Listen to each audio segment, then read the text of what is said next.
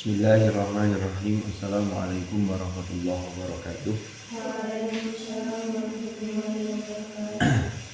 Alhamdulillah wassalatu wassalamu ala Rasulillah sayyidina Muhammadin ibni Abdillah wa ala alihi wa sahbihi wa ala amma ba'd.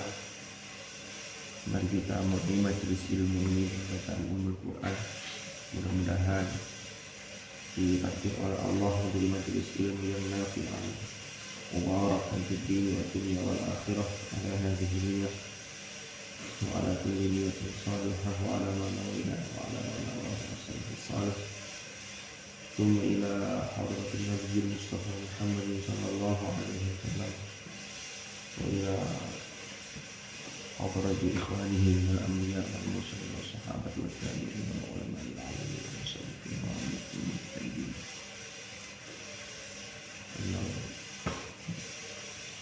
Syaraf An-Nawawi Syafi'i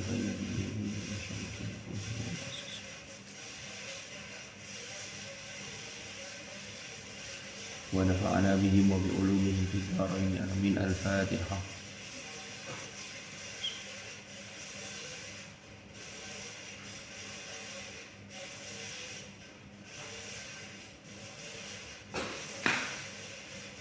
Bismillahirrahmanirrahim.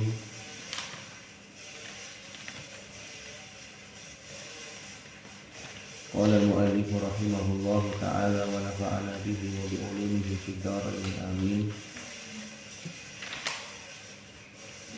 Faslun fima yuqra'u 'indal marid.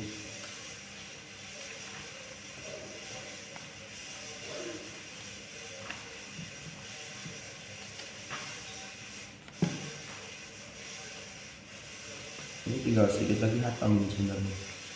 Cuman tinggal buat beberapa episode itu kan tergantung cerita yang ada di dalamnya. Sama ada ngaji kitab Adabul Alim wal Muta'allim enggak di sini? Ya ada ya. Nanti kalau sudah hatam, rencana saya kalau yang masih di sini nanti kita ngaji itu 2 kitab. Satunya Adabul Alim, satunya Mas Fadhailul Quran. Dan bukan Adibian. Nanti 2 itu dibagi 2. Jadi kalau waktunya 1 jam berarti setengah jam, kitab yang satunya setengah jam lagi yang satunya. Jadi ada 2 kitab. Ini tinggal 1, 2, 3 setengah halaman.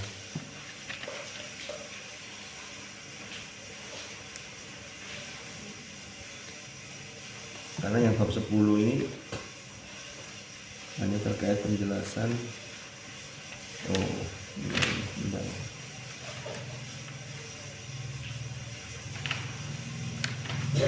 Terus ayo nangkam.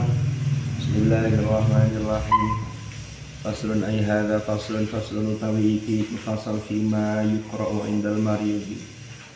Ing dalam menjelaskan ing dalam hal atau bacaan yang dibaca indal maridi ketika menjenguk orang sakit atau di samping orang yang sedang sakit.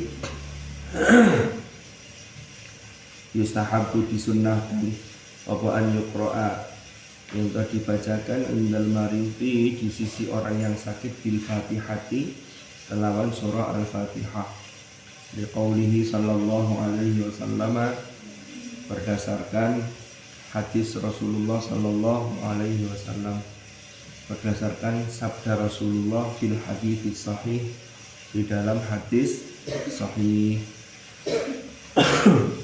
Oh sampai titik kemarin sudah kayak ini. Fiha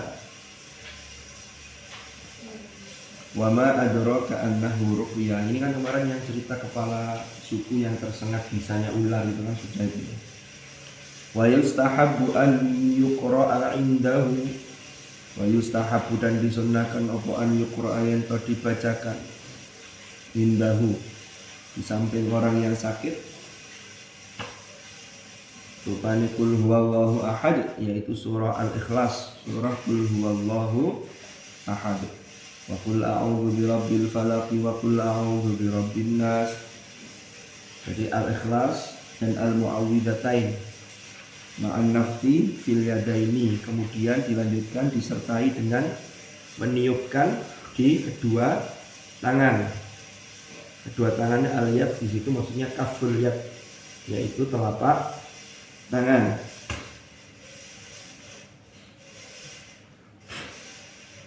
Kemudian diusapkan ke tubuh orang yang sakit itu. Faqad thabata dzalika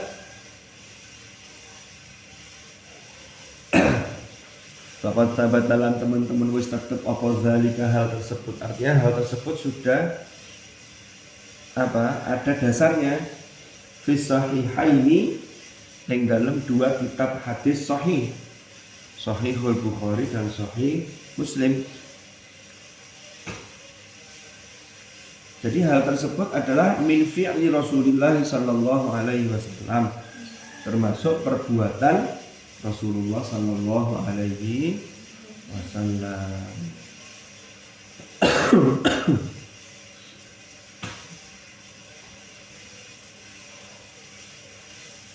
Jadi kalau ada orang sakit, jika masih memungkinkan, sama bacakan suratul Fatihah, sama bacakan Al-Ikhlas, dibacakan Qul a'udzu birabbil falaq dan Qul a'udzu birabbin nas. Setelah itu ditiupkan sama usapkan di orang yang sakit yang memungkinkan. Tapi ingat, pas niup itu cukup udaranya saja, ludahnya jangan katut karena kasihan orang yang sakit, nanti soal katut itu gosok. Padahal orang sakit ini kan apalagi demam, lalu kalau gara-gara kena sama yang ada pakai kuah tadi itu digosokkan, kan nanti akan bingung, akan perlu mandi, kasihan nanti untuk membersihkan diri. Jadi cukup niup yang biasa saja. Kalau tidak pede, tidak pede itu maksudnya ada orang itu yang memang biasanya yang malah yang sakit itu dianggap lebih tinggi dalam tanda petik kedudukannya. Tapi kalau temannya sepantaran begini, ya biasanya doakan segera sembuh, muka-muka kita coba itu. Ya biasanya kalau didatengin guru kita itu di apa istilahnya, doakan yang lebih. Kalau sampai jemput temannya sendiri ya cukup didoakan biasa, ya sudah luar biasa. Yang penting apa kemarin kata kuncinya, jangan mengungkapkan kata-kata yang justru malah bisa memperparah sakitnya. Apa kemarin contohnya? Mama jenguk temannya sakit, panasnya 42 itu panas apa enggak? Wah panas banget. 39,8 itu udah panas. 40 ke atas tuh nanti kadang-kadang tergantung orangnya. Ada orang itu yang ketahanannya tidak begitu kuat, 40 ke atas itu sudah lindur. Tahu lindur ya? Ngomongnya tidak konsen, sudah tidak sinkron antara apa yang diomongkan dengan otaknya, karena saking panasnya. Jangan kemudian diomongi, ya Allah panasnya sama kok tangguh, teman tetangga saya panasnya kayak gini, nggak sampai 1 jam itu meninggal. Wah, ini namanya ya nggak boleh kayak gitu. Kalau ngomongnya nggak bagus begitu ya lebih baik nggak usah aja. Tapi yang baik lagi adalah jenguk lalu diberi support, diberi semangat agar teman kita segera sembuh. Waqad taqaddama bayanuhu fi faslin nafsi fi akhiril babil ladzi qabla hadza.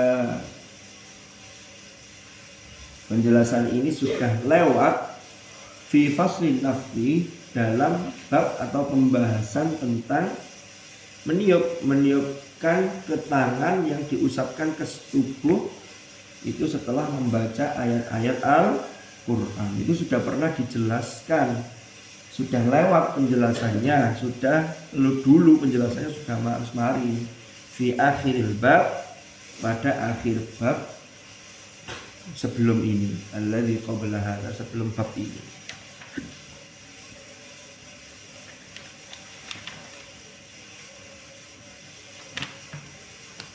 Wa an Talhata ibni Musarraf qal berkata kana yuqal dikatakan. Jadi ini ada riwayat, katanya dari riwayat begini, innal maridha sesungguhnya orang yang sakit, idza quri'a indahul qur'anu apabila dibacakan Al-Qur'an di sisi orang yang sakit, idza quri'a nalikane dibacakan indahu ing dalem sisi al-marid apa Al-Qur'anu, Al-Qur'an maksudnya adalah ayat-ayat Al-Qur'an. Wajada maka mendapati sapa marid lidzalika karena hal tersebut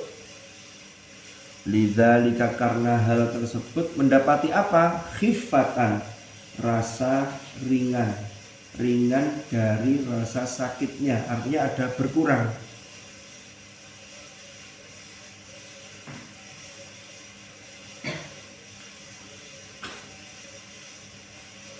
Fadakhaltu ala Khaythamah wa huwa mariyun.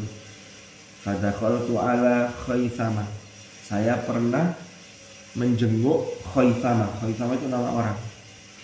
Wa huwa hale utawi Khaythamah itu mariyun, orang yang sedang sakit.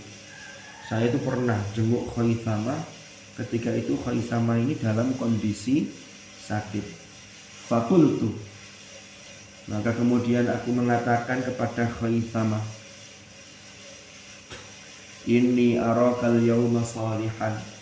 Hari ini sesungguhnya aku araka melihatmu al yauma ing dalem dina iki salihan, terlihat sehat. Pada hari ini aku melihatmu kok lebih sehat, artinya setelah sakit. Faqal, kemudian dia menjawab, Khaythamah tadi menjawab, punya sampean ini apa innahu ada yang ini teksnya nggak ada.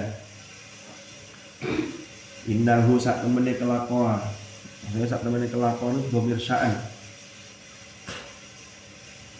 Quri'a indi apa Al-Qur'an, dibacakan di sisiku yaitu Al-Qur'an.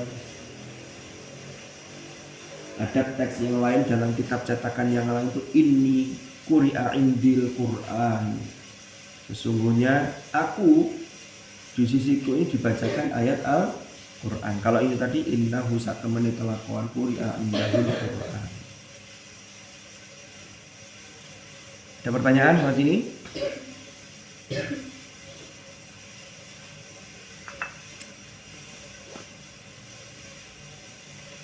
Wa rawa al-Khatib Abu Bakr al-Baghdadi. Al-Khatib Abu Bakar al-Baghdadi itu meriwayatkan, wa rawa al-Khatib Abu Bakr al-Baghdadi rahimahullah di isnadihi Anna Ar-Ramadiyya, bahwasanya Ar-Ramadi radhiyallahu an, nama orang itu Ar-Ramadi, kana idza ishtaka syai'an, apabila beliau merasakan sakit, idza ishtaka itu mengadu karena merasakan sakit. Jadi ishtaka itu orang sakit kemudian merasa sakit lalu kemudian mengadu, ishtaka syai'an. Jadi kalau dia lagi sakit, apa yang dia katakan? Hatu ashabal hadis. Panggillah ke sini, datangkan ke sini ashabal hadis, orang-orang yang penghafal hadis, para perawi hadis.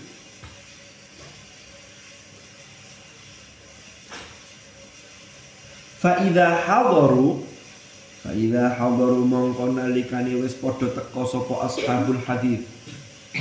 Kalau para perawi hadis itu sudah pada datang, dia mengatakan qala iqra'u alayyal haditha, bacakanlah hadis di hadapanku. Artinya apa? Ini ada riwayat Ar-Ramadi itu kalau sakit itu minta dibacakan hadis. Kenapa? Karena dengan dibacakan hadis dia merasa lebih ringan rasa sakitnya. Jadi ada usaha yang luar biasa.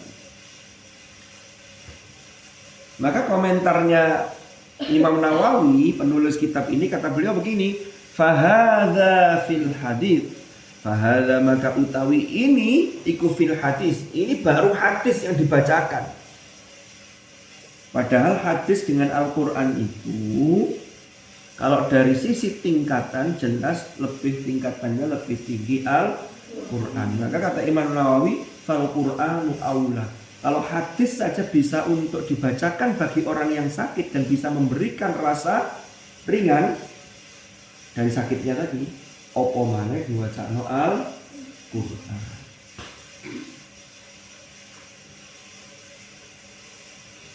Jadi tadi etikanya ya. Kalau yang diajarkan paling tidak baca Al-Fatihah, Al-Ikhlas, Al-Falaq dan An-Nas. Terus yang kedua, kalau mau khataman boleh tapi dibaca semua. Tapi jangan memilih surat-surat yang apa istilahnya, yang tertentu, yang itu sensitif. Contoh, ada teman kita sakit, kan perintahnya dibacakan Al-Quran, tiba-tiba sampai mau Quran, Bismillahirrahmanirrahim, Yasin, wal Qur'anil Hakim. Ini yang sakit malah mikir, aku kok di Yasin?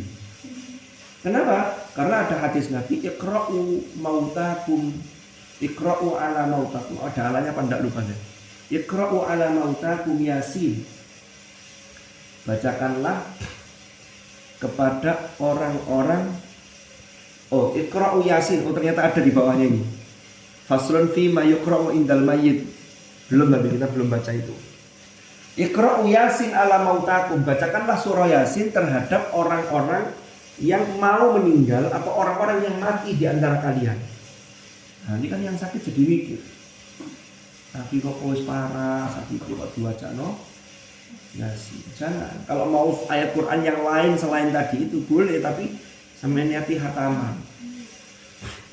Tapi ini tunggu khataman ya, tapi tak khataman bisik. Langsung duduk di situ baca dari awal Al-Fatihah.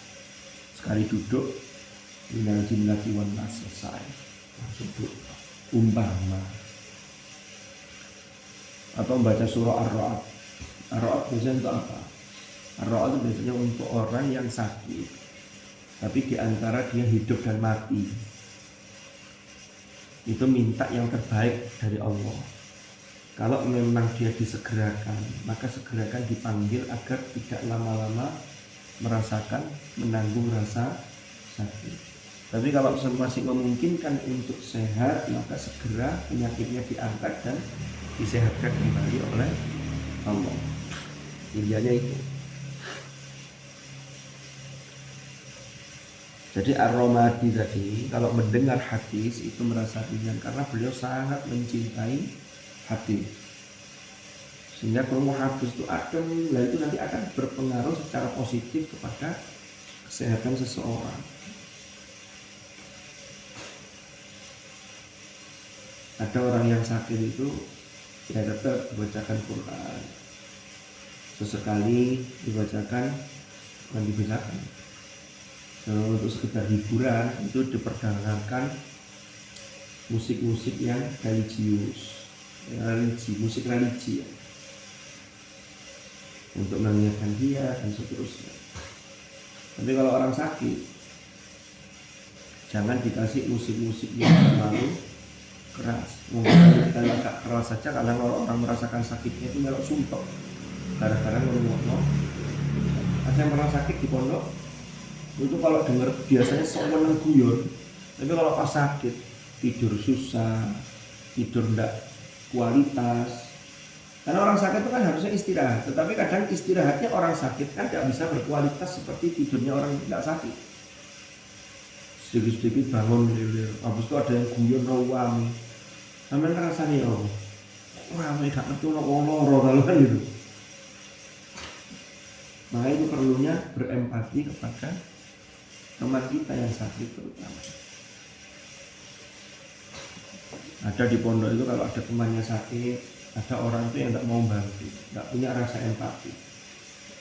Begitu dia sakit, temannya dimintai tolong ambilkan nasi, gak direken. Males, teman-teman sakit kamu tidak pernah mereken. Umpama. Kadang cerminan-cerminan begitu tuh ada. Di pondok itu kan macam-macam orangnya. Tapi ada yang empatinya bagus, nolong orang. Tapi pilih-pilih, nah kalau orang-orang pilih-pilih nanti pas sakit, yang temannya yang akrab itu tidak mau, apa pas tidak ada, dia kadang nyari bantuan yang lain agak susah. Harusnya gimana? Yang baik, maka kita ini baiklah kepada semua orang. Kalau ada yang sakit, itu yang menggoi, yang menyiapkan nasi maamnya dan seterusnya ini kalau bisa digilir. Kalau digilir begitu kan semuanya biasanya mau nggak mau harus mau dan seterusnya. Terus muka-muka sehat lagi. Itu harapan kita. Cuman yang sesekali manusia itu juga merasakan sakit. Karena kalau nggak pernah sakit kan jadi kayak siapa? Fir'aun katanya nggak pernah sakit ya. Hanya pernah pilek beberapa saat saja. Ada pertanyaan? Online, ayo ngomong. Nggak ada. Bismillahirrahmanirrahim. Faslun fima yuqra'u 'indal mayyiti faslun utawi iki fasal fima ing dalam menjelaskan hal-hal yuqra'u yang dibaca, yuqra'u yang dibaca apa mah indal mayyiti ing dalam sisi orang yang meninggal.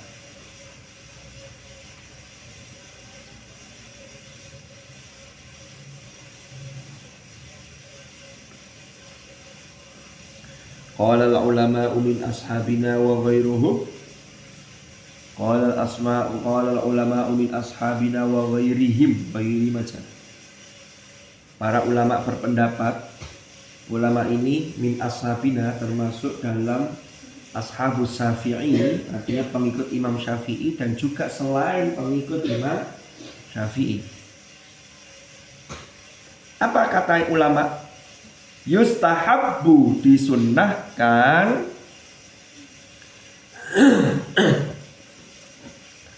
yustahabbu disunnahkan apa antuqra'a yustahabbu disunnahkan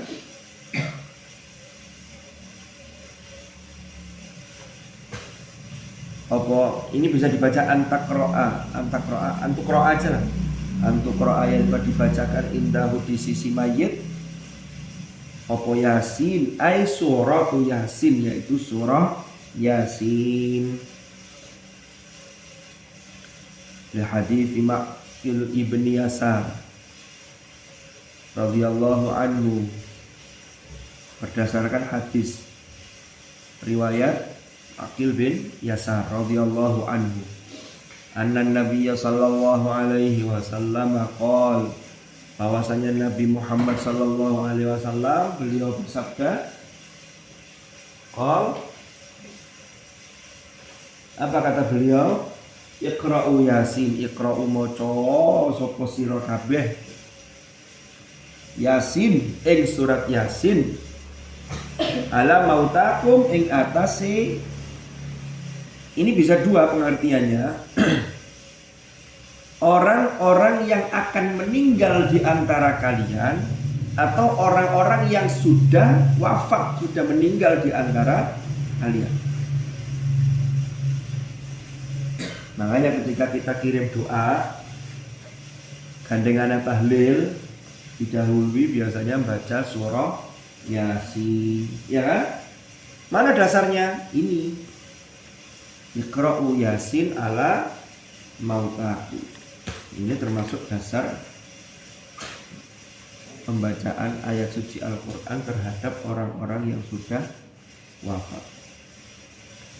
Kalau dikirim khatmil Quran boleh apa enggak? Wah, malah boleh. Ini kan namanya kiriman yang sifatnya bacaan. Karena kiriman kepada orang yang meninggal itu ada dua. Ada yang sifatnya ibadah yang badaniyah termasuk bacaan. Ada yang maliyah. Maliyah itu sama duit banyak. Lalu mbahnya sudah wafat, saya sedekah ini saya niatkan untuk mbah saya. Boleh. Makanya ketika ngundang orang untuk acara tahlilan, kalau ada rezeki disiapkan makanan. Makanan ini kemudian diniatkan untuk orang yang sudah wafat, leluhur yang sudah meninggal dunia. Ada nggak hadisnya? Ada.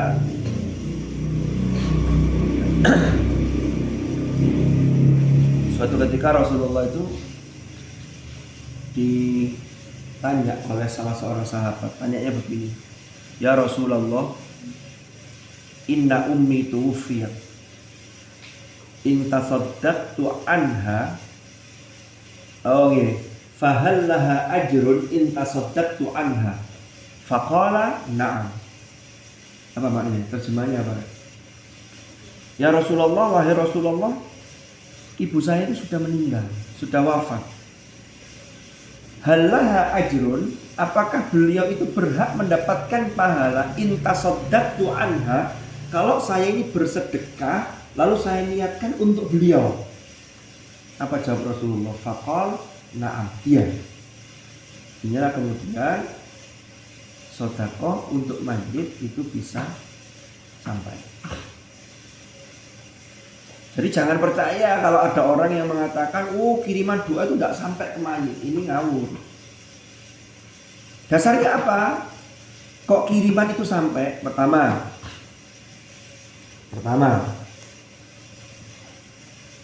Rasulullah juga pernah ditanya oleh sahabat Rasulullah Sallallahu Alaihi Wasallam. Ada orang tua yang sudah niat haji. Haji itu kan bagian dari ibadah mahdhah. Tapi niatnya sudah membayar UNH untuk porsi, tapi belum berangkat karena antriannya panjang. Kok kemudian umpama ini ya meninggal, maka anaknya yang sudah haji itu boleh melakukan haji niatnya untuk badal haji, menghajikan orang tua, menghajikan kakek neneknya, tapi tetap satu pelaksanaan haji ya hanya untuk satu orang.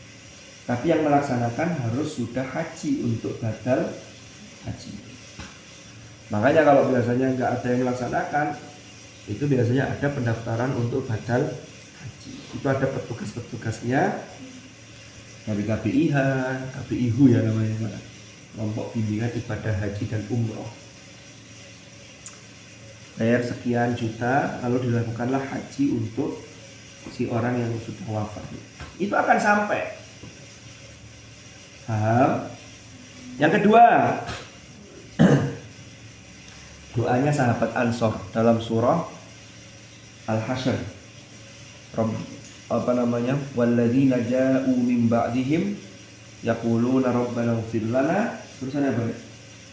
Wa li ikhwanina alladzina sabaquna bil iman wa la taj'al fi qulubina ghillan lil ladzina amanu rabbana innaka ra'ufur rahim. Apa ya? Ngantuk? Enggak ya? Cuma acting aja kan? Mbak Kaila ini, Kaila ya? Siapa namanya ini kan? Wah, saya Kaila ya mana? Gak ada? Kalau jadi kan asli mana? Aziza? Oh, Surabaya. Kalau saya asli situ.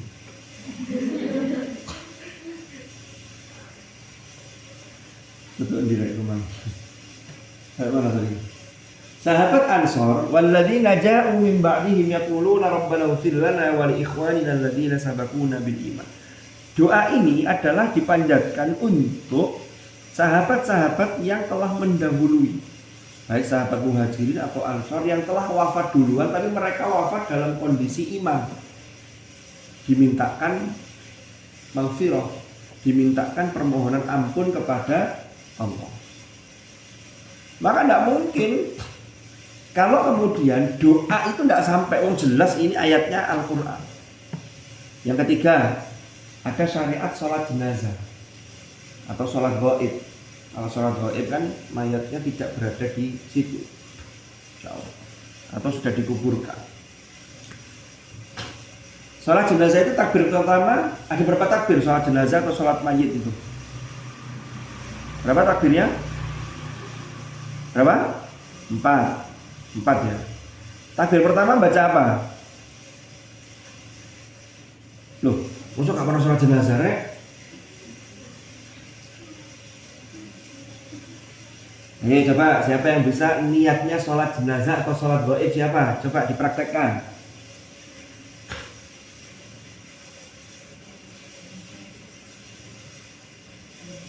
Usolli apa?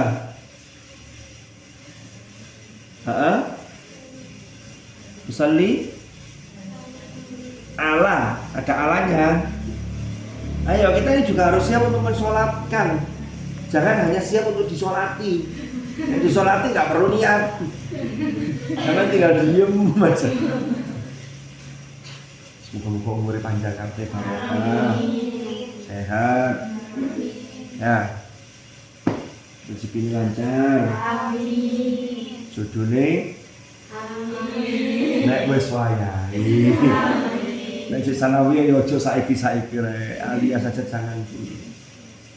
Terus kuliah sudah lulus atau semester akhir ya, semester berapa kan? 8. Waduh, semoga kalau saya ayo enggak. Untuk di rumah. Usalli ala hadzal mayyiti, kalau perempuan ala hadhil mayyitati, terus apa ya Allah? Untuk lalu. Nggak pernah praktek sholat jenazah.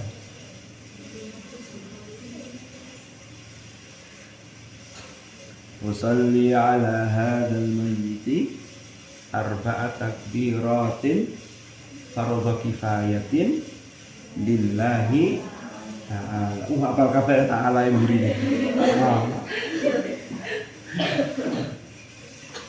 Allahu akbar. Pakai ruku apa enggak? Enggak usah. Sujud? Enggak. Jadi takbir pertama baca surah Al-Fatihah. Takbir kedua baca apa? Sholawat. Takbir ketiga doa kepada si mayit. Kalau mayitnya laki-laki, Allahumma ighfir lahu warhamhu wa'afihi wa'fu anhu. Kalau mayitnya perempuan, Allahumma ighfir laha warhamha wa'afiha wa'fu anha. Lalu yang terakhir doa lagi, Allahumma la tahrimna ajrahu wa la taftinna ba'dahu wa ighfir lana Allah. Lah doa ini, lah kalau tidak sampai kepada orang yang meninggal itu, ya gak mungkin ada syariat namanya sholat jenazah. Mau isinya itu mendoakan mayit kok. Ini dalil yang ketiga. Yang keempat, apa dalilnya? Idza mata banu Adam in qata'a amaluhu illa min salatin shadaqatin jariyatin aw ilmin yuntafa'u bih aw waladin shalihin yad'u lah. Jadi orang itu nanti akan dibangkitkan oleh Allah, dihitung amalnya itu dari dua sisi.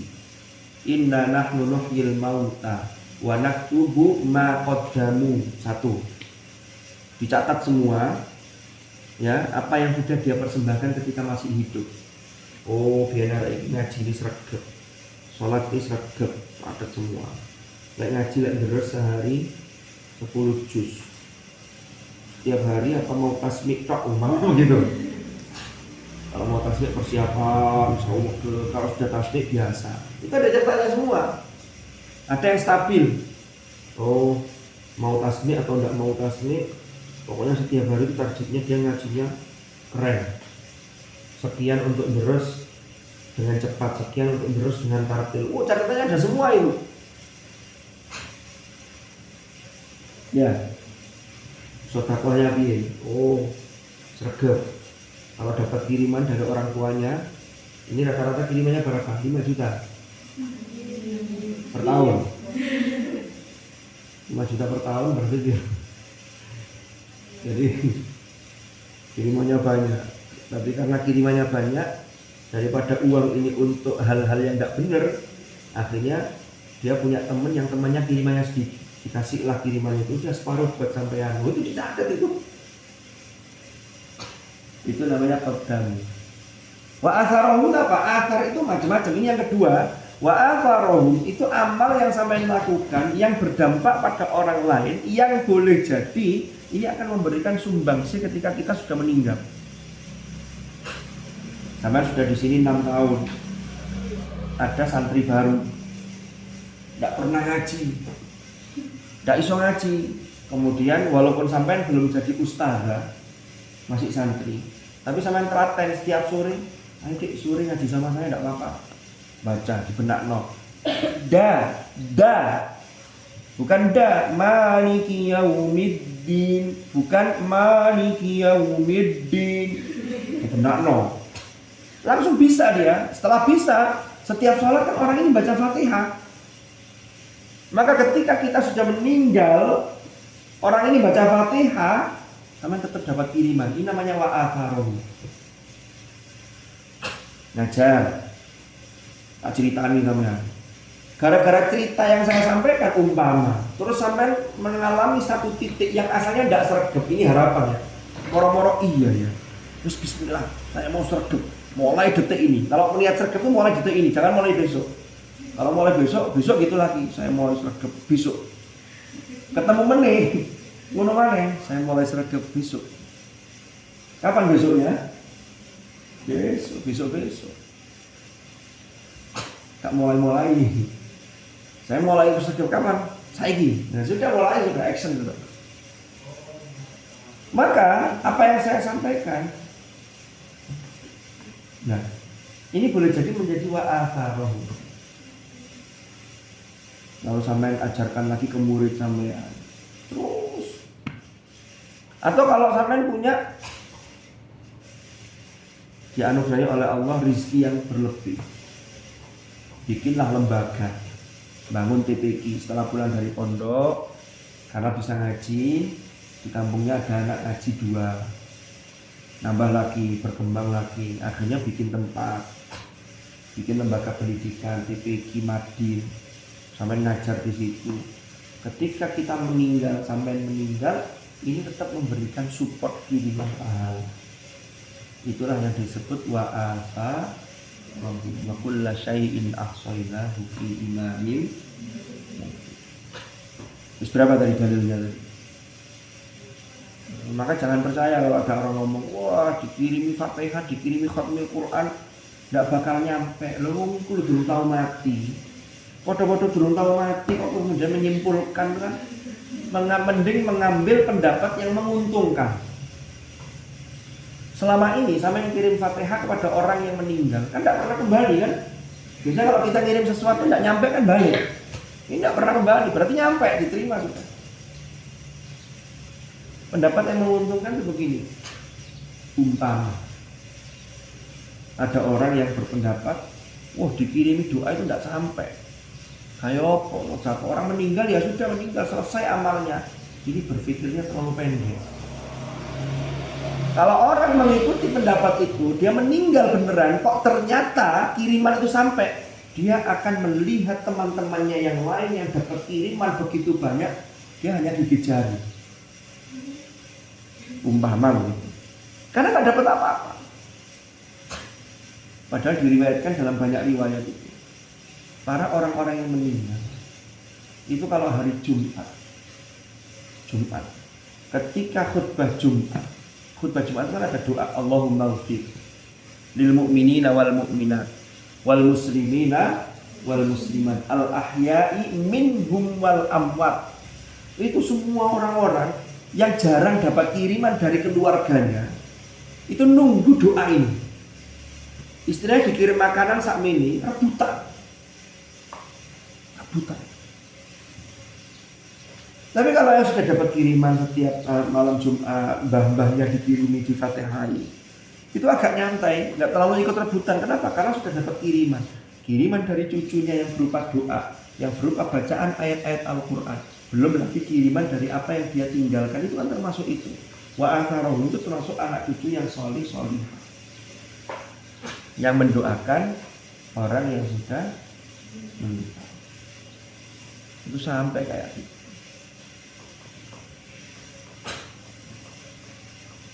Jadi jangan khawatir. Rasulullah juga melakukan haul. Haul itu diceritakan Rasulullah itu mendatangi kuburan Uhud. Itu setahun sekali. Karena Nabi sallallahu alaihi wasallam yazuru qatla Uhudin fi kulli haulin. Jadi Rasulullah itu mendatangi berziarah ke para syuhada Uhud itu setiap 1 tahun sekali. Ketika sampai sana, beliau kemudian mengucapkan salam, assalamualaikum bima sabartum fa ni'ma uqbaddar. Diikuti oleh sahabat-sahabat Rasulullah yang lain, sahabat Umar, sampai Sayyidah Fatimah, istri Ali bin Abi Thalib, putri Rasulullah ya, Sayyidah Fatimah. Itu juga berziarah ke Uhud, datang ke Uhud berdoa kepada syuhada Uhud. Lalu ada sahabat Sa'ad bin Abi Waqqas datang ke Uhud mengucapkan salam. Nah, kalau Rasulullah mengucapkan salam, ini berarti yang meninggal kan bisa menjawab salam itu. Buktinya mana? Sa'ad bin Abi Waqqas menguatkan apa yang dilakukan Rasulullah. Beliau datang ke Uhud lalu mengucapkan salam. Ternyata pas berbalik arah lihat sahabat yang lain, nah kayak begini, Masya Allah. Tadi mana melekan? Iya. Apa tadi mau ikut ini, ikut bongkar-bongkar teror? Iya. Oh enggak.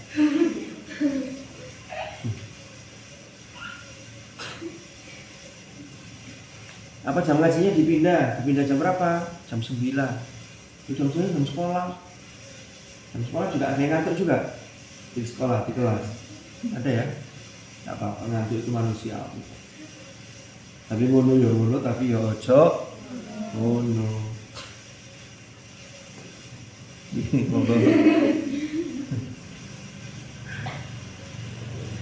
Apalagi masuk nggon pojok, golek sendenan enak. Alhamdulillah. Saya gak senden iso ngantuk ngomong santri itu fleksibelnya begitu itu. Jadi dimanapun aman, dimanapun bisa tidur. Orang bisa tidur kan menunjukkan dia ini hidupnya tanpa masalah, tanpa beban. Karena kalau punya beban itu kadang-kadang kalau dipikir gak bisa turun. Makanya enaknya jadi santri itu begitu. Ya santri mikir apa rek, gak mikir. Sama orang pasti mikirnya buat gawe besok saya makan apa, besok saya ya kalau di sini kan ya wis kiriman orang tua, kemudian bersyukur lah. Ya kalaupun ada tunggakan belum bayar uang kos makan itu kan, tapi kan tetap bisa makan. Umpama kan. Lanjut. Jadi iqra'u ala Yasin ala mautakum ini menunjukkan ini sangat kuat sekali, belum lagi didukung oleh riwayat-riwayat yang lain bahwa orang meninggal itu bisa menerima suplai doa dari orang yang masih hidup. Jadi harus catat. Jangan sampai naudzubillahi ada santri pondok begitu pulang masuk kuliah di perguruan tinggi ketemu dengan aliran-aliran yang berbeda, lalu kemudian pulang ngomong ke orang tuanya, Pak, Bu, ternyata tahlil itu tidak ada manfaatnya. Ya Allah, jadi orang tua itu nangis orang tua. Nangkul aku mati sopo sing nahlili aku lho. Jadi kalimat-kalimat thayyibah yang kita baca itu ada asarnya yang bisa dikirim ke orang yang wow. Ini namanya kiriman itu ya. Kalau yang sifatnya sedekah harta niat untuk ya itu juga nyampe jelas itu. Jelas sampai. Apa sih ada pertanyaan? Nih, ngomong.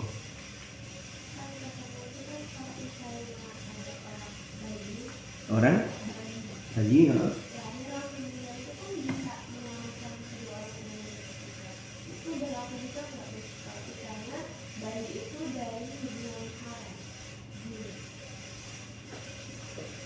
Jadi begini, bayi yang terlahir dari proses zina, ini bayinya itu sebenarnya tidak salah. Cuman kalau dari proses zina, itu kan tidak bisa dikatakan, walaupun itu orang tua secara biologis, tetapi ini ada yang terputus. Kenapa? Karena tidak diikat dengan ikatan pernikahan yang sah. Maka kalau ada bayi yang meninggal dan itu mohon maaf hasil zina, maka itu tidak bisa menjadi tabungan akhirat bagi orang tuanya. Justru bayi itu nanti akan bersaksi di hadapan Allah, ya Allah, saya dulu terlahir lalu saya meninggal, saya tidak pernah bisa milih. Tapi ini gara-gara perilaku orang tua saya, justru orang bayi ini akan memberatkan hisabnya orang tua untuk orang tua melakukan dosa besarnya tadi. Bayi karo apa-apa. Apalagi naudzubillah ini. Orang kalau sudah hamil di luar nikah, itu biasanya ada usaha untuk mengaborsi, ada usaha untuk menggugurkan. Biasanya, apalagi yang cowok, waduh pasti itu ceweknya dibeliin nanas, dibeliin durian. Biasanya nggak tahu kalau durian. Untuk apa? Biar rahimnya panas, bayinya ini, jabang bayinya ini, cikal bakal bayinya ini rontok. Tapi ada yang dibelikan obat di apotek kimia, pokoknya ya opo caranya cek gugur. Biasanya yang begitu itu malah bayi itu kuat. Sampai kemudian kok bayi itu betul-betul meninggal, dosanya double. Apalagi bayi itu malah sudah berbentuk, sudah melewati 120 hari, sudah ditiupkan ruh. Ini bayinya nanti akan protes di hadapan Allah, ya Allah, ini gara-gara perilaku dua orang ini saya dibunuh, saya adalah hasil yang tidak jelas. Bayi asalnya tidak salah apa-apa, tapi justru ini akan menyebabkan menyelakakan orang itu. Jadi tidak bisa menjadi tabungan orang. Ini harus dibedakan. Paham? Makanya zaman sekarang kalian harus hati-hati. Posisi ini. Apalagi jadi perempuan, yang paling banyak dirugikan perempuan. Perempuan itu tahu kok brengseknya laki-laki. Cuman perempuan itu punya satu kelemahan. Sampai lu tahu kok arah ini gombal kagak ya jadi ngerti sampai lek gombal. Tapi sampai kadang-kadang sudah kelompok-kelompok di luar. Karena serangannya serangan fajar. Serangan fajar. Sebelum jam 3 sudah di WA. Bangun dong, yuk kita sholat malam. Jadi sampai waduh, ini calon imamnya Masya Allah.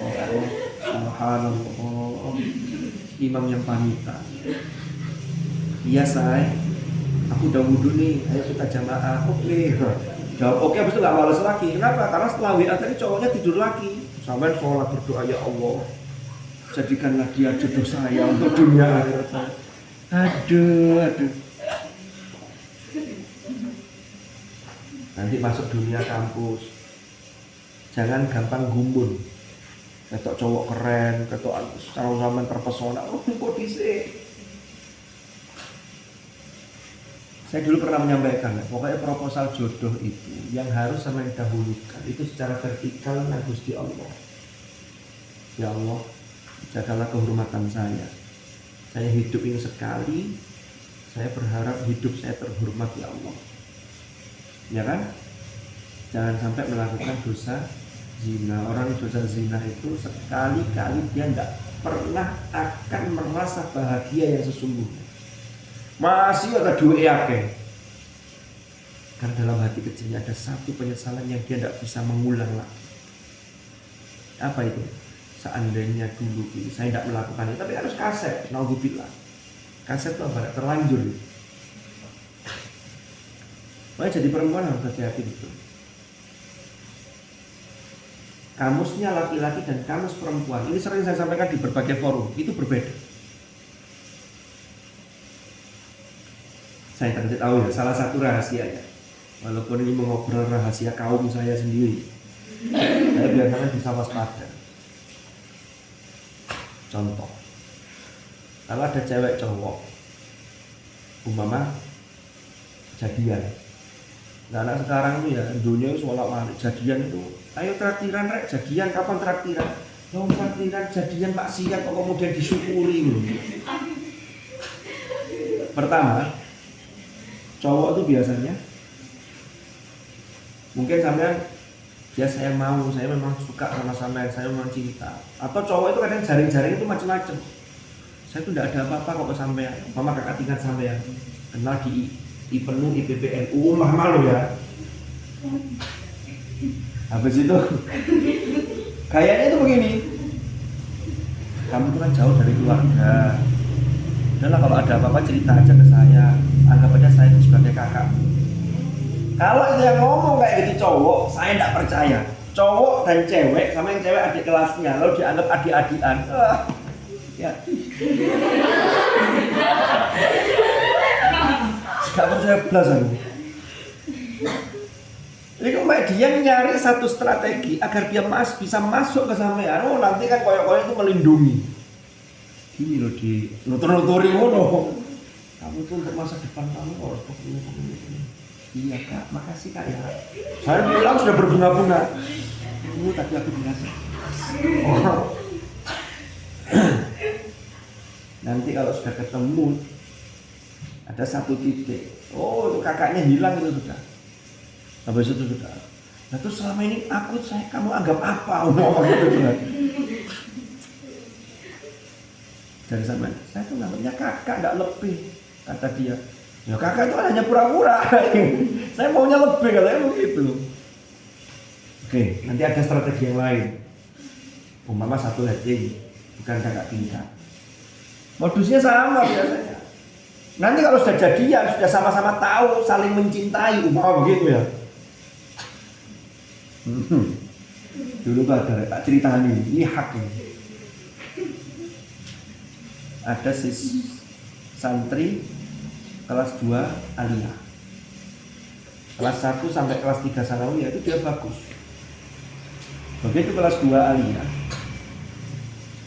dia ini terdeteksi dekat sama cowok. Bahkan sampai ketemuan.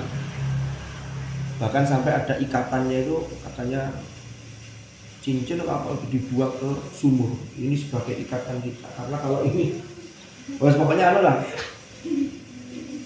Saya dulu waktu masih di sini, itu kan saya senang manggil teman-teman yang begitu ya, tak ajak sharing aja.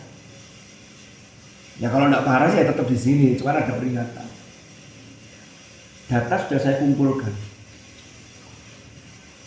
Jadi di chattingannya di medsosnya, walaupun saya itu dengan santri-santri itu diblokir.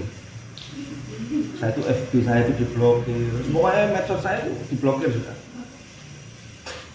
Karena enggak berani, saya add enggak berani. Tapi kan saya bisa masuk dari akun yang lain. Bahkan yang terkunci pun kita masuk itu. Tapi saya ada tim, bukan saya sendirian. Data sudah siap, sudah rencana saya panggil. Saya enggak tahu ceritanya gimana. Si anak ini tiba-tiba pas liburan itu, moro-moro pamit boyong pindah sekolah, pindah pondok. Loh, mana ini santri kok enggak ada? Akhirnya saya dapat info katanya takut apa? Takut diboyong. Saya tidak boyong. Saya cuma pengen tak ajak ngobrol sama ini opo sih. Ini kan di pondok, ini pacaran ya boyong beneran. Emang, padahal ya lumayan pintar. Akhirnya lulusannya nggak jadi lulusan sini karena takut sama saya. Ya takutnya sebenarnya jangan sama saya, takut kepada sehingga ya belajarnya harus serius. Terus dulu ada lagi yang begini, nggak tahu ya dulu ketika saya di sini kok sore yang nemui santri-santri cebet itu mesti saya yang sering. Entah lokal sini, lokal utara 1, utara 2, sampai pernah di Jombang itu, saya ke Jombang sama ya naik motor sama istri sama anak saya masih 1 waktu itu, yang sekarang di MG. Ada 2 anak, santri sana, tiba-tiba ketemu saya, kaget ya. Ternyata pas saya pulang, walaupun tidak nyebut nama saya, tapi saya itu dirasani di medsosnya. Jadi kata-katanya begini, saya masih ingat itu. Jadi saya itu dibilangin begini, saya kaget, tiba-tiba dia nongol aja, udah kayak setan aja kayak begitu. Itu hak itu. Ya karena teman-teman yang memusuhi, yang tidak senang sama saya itu mesti yang bermasalah. Tapi kalau tidak bermasalah itu ya enjoy aja. Ya kita ngaji, kita guyon, itu biasa. Dulu kan jamaahnya jadi satu di sana. Saya setiap Sabtu malam Ahad, Sabtu itu mesti saya tambahi setelah sholat maghrib jamaah itu ada kultum singkat. Seneng loh namanya. Terus kalau malam Jumat itu dulu zaman saya di sini itu kita tradisikan jamaahnya di sana semua khutbah Quran. Lah sebelum khutbah Quran itu ada tausiah. Setiap pengasuh gantian 1 bulan sekali. Itu enak gitu waktu itu ya. Jadi ya teman-teman yang bermasalah begitu. Jadi saya diblokir. Nah kembali ke tadi itu. Cowok itu dalam kamusnya, mohon maaf sekali lagi, itu seringkali kamusnya itu kamus nafsu, bukan kamus perlindungan. Contoh kecil saja. Sampai kalau dekat dengan cowok, apalagi punya kedudukan yang spesial di hati kalian, umpama ini, sampai tahu kok kalau bersentuhan itu tidak boleh. Tapi terkadang boleh jadi dorongan itu muncul, tapi karena sampai memahami itu perlindungan. Contoh, mau nyebrang jalan, umpama sudah kuliah kan keluar, ke Unha atau kemana gitu. Lalu sama cowok ini diajak sama jalan. Ada orang yang prinsipnya kuat, sama cowok ini diajak sama cowoknya, ayo tak gonceng, enggak usah jalan aja. Alamak cedek aja lo. Itu pertama begitu. Awalnya gonceng miring, tapi suwe-suwe. Nek jaraknya agak jauh, si cowok akan bilang, ini agak jauh loh, kamu nanti capek kalau gonceng miring. Akhirnya goncengnya ngadepnya ke depan. Sudah gitu disiapkan motor yang tidak standar, yang tidak lurus joknya itu, yang agak dilurut begini. Waduh, itu sampai dilewatkan polisi tidur, direm dada. Akhirnya kan sampai maju, surut hati-hati. Kalau nyebrang, umpama rame jalanan kan, cowok itu kemudian mengulurkan tangannya untuk gandeng sampean. Sampean refleks digandeng begini. Mungkin loh ya, dalam hati sampean merasa, cowok saya ini melindungi. Kenapa? Saya nyebrang ini, dia perhatian. Itu kamusnya cewek, tapi kamusnya cowok, mohon maaf, enggak. Kamusnya cowok ini ya, kalau dia hari ini berhasil pegang tangan sampean bagian sini, dia akan berpikir gimana caranya agar pegang itu bisa naik ke atas lagi. Loh, kandhane kok saya ini cowok. Makanya cowok yang baik itu cuma 3 di dunia ini. Cuma 3 cowok yang baik. Bapak saya, bapak sampean, sama saya.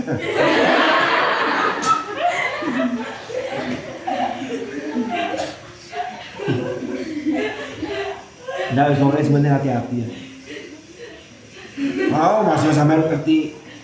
Enggak Ustaz. Teman saya cowok itu, pacar saya itu orang baik, alim. Sampean kok ngerti lah alim? Dia tuh selalu berkopiah kena dicopot. Cuman memang kadang kalau orang berkopiah itu paling tidak itu dia ada remnya. Cuman tadi itu Rasulullah kan sudah pesan, pokoknya cowok cewek ojo berduaan. Yang ketiganya setan. Lah sekarang banyak orang yang salah paham dengan hadis ini. Nek ono berduaan, jangan deket-deket lu. Kenapa? Karena lu jadi setan. Karena yang ketiga bukan itu maksudnya, ini salah paham namanya. Yang ketiganya setan apa? Setan akan menghembuskan kesempatan. Cewek itu kan ibarat seperti kayu. Kalau cowok ini api, mesti yang bakar, yang mulai itu mesti apinya cowoknya. Tapi kalau kayu itu kemudian bisa memposisikan dan kayu itu tidak gampang terbakar, maka jangan dekat-dekat. Kalau belum, iya. Nah, tadi itu dampak terburuknya tadi itu naudzubillah, terjadi zina. Sekarang di kota-kota besar itu sudah banyak kos-kosan itu yang sangat bebas. Dia bisa menerima tamu siapa saja termasuk cowoknya. Di sini aja ada. Dulu kan, dulu saya nangani teman-teman itu, saya sampai ngecek tempat kos-kosan. Ada kos-kosan di sananya Mu'alimat itu, terdiri sebelah sana itu. Itu kos-kosan sebenarnya diperuntukkan untuk orang-orang yang pekerja-pekerja, ada yang suami istri. Tapi ternyata ada yang statusnya belum suami istri, nginep di situ. Alhamdulillah. Sekarang nilai-nilai sosial itu semakin longgar, sehingga kontrolnya itu harus ada pada diri sampean. Terus dungo kita iki, boleh waya teko jodoh ini, terus teko. Allah persiapkan yang terbaik untuk dunia akhirat kalian. Semua harus sampai terjadi hal-hal yang tidak diinginkan oleh Allah, tidak diinginkan oleh kita, diinginkan oleh setan. Hal-hal yang diinginkan oleh setan. Karena orang pacaran itu biasanya lebih indah dibanding orang yang sudah menikah. Kenapa? Karena dihiasi oleh setan tadi. Jadi orang itu kayak siapa? Yang sekarang lagi hit itu ada film apa dari novel Hati Suci. Sudah nonton? Nggak bisa ya. Sabar dulu.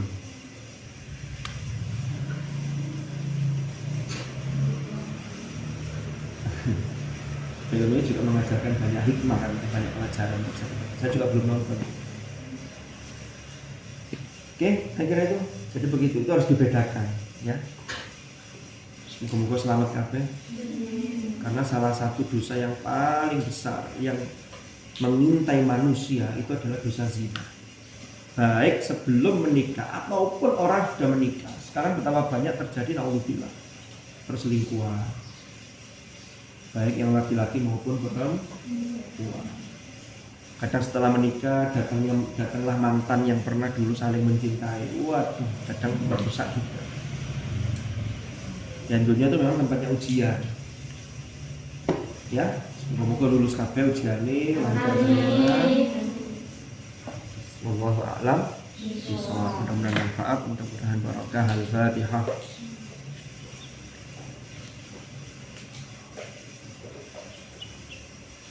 Bismillahirrahmanirrahim. Alhamdulillahirabbil alamin. Allahumma shalli wa sallim ala sayyidina Muhammad.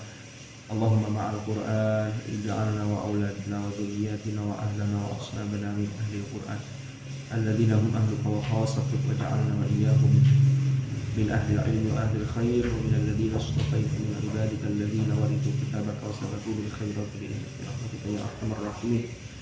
Allahumma anfa'na ma 'allamtana wa 'allimna ma yanfa'una warzuqna 'ilman nafi'a. Wassallallahu ala sayyidina Muhammad walhamdulillahi rabbil alamin. Al-Fatihah.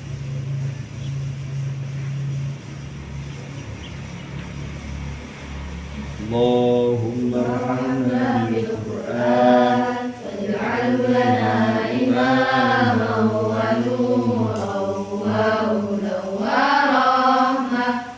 Allahumma dhakkirna minhu ma nasina wa 'allimna minhu ma jahilna warzuqna tilawatahu ana al-laili wa adrakan nahar waj'alhu lana hujjatan ya rabbal alamin.